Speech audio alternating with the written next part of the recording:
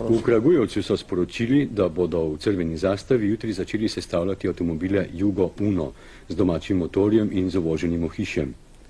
Tole novico pravzaprav sporočamo le kot nekakšno napoved prispevka o avtomobilih in o mesecu maju, ko se marsikdo skuša znebiti starega avtomobila, ker misli na novega ali pa potrebuje denar. Naša ekipa se je dopoldne sprehodila po ljubljanskem avtomobilskem sejmu. Prodajalcev se je kar trlo, kupcev pa ne. Po kolikšni ceni prodajate avto? Ja, to je odvisno, ne. Malo je že starejši tip. Koliko? 3 milijarde, 2 milijarde pa pol, ne. Boste vzeli dinarje ali devize? Ja, kaj bo, ne, to ni važno. In zakaj ga prodajate? Ja, to bomo drugega kupili. 12 milijard starih. Zakaj ste se odločili za prodajo? Zato, ker gremo v en posel. Zato, ker je avto že 3 leta star, ne, in želim nabaviti novega, ne. Denar rabim, ne? 5000 mark protivrednost dinarska. Zakaj ste se odločili za prodajo? Rabim za biznis, za posel. Zato, ker delam bajto, pa rabim denar, pa sem nekaj dolžen in moram nekaj vrniti, pa bajto delati, tako da ne moram vračati, pa še avto tako voziti, ne. Pa situacija je taka, ne. Je avto potreba, način življenja ali luksus?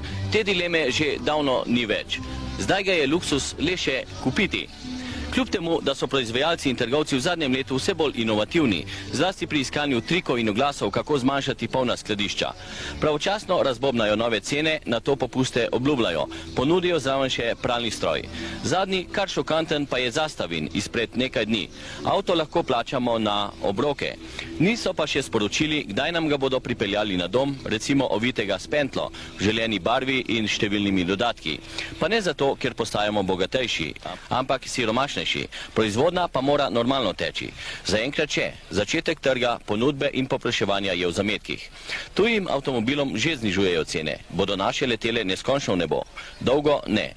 Na dan bodo morale z vso ostrino priti vse desetletne zablode ujčkanja naše avtomobilske industrije, vse zaščite in za posamezne tovarne napisani zakoni, ki so ob monopolnem obnašanju zavirali tudi razvoj vključevanje sodobne tehnologije.